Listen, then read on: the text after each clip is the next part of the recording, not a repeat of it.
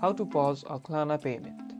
Need to pause a payment? This guide shows you how you can pause a Klarna payment so you can get an issue with your order resolved.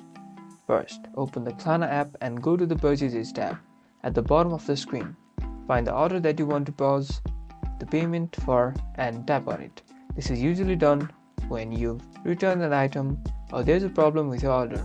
On the orders page, look for the Report a Problem option and tap on it. You'll then be able to select the reason for the issue. For a return, select Report a Return. This will automatically pause your payment schedule until the merchant has processed your return. Once you've reported the issue, your payment plan will be paused. You won't have to make any payments while you're waiting for the merchant to process your return. Once the merchant processes the return, Klarna will automatically update your payment plan. It is a great way to handle returns without worrying about the payment. You now know how to pause a Klarna payment. Get ready to get your issues resolved. Like and subscribe for more finance tips.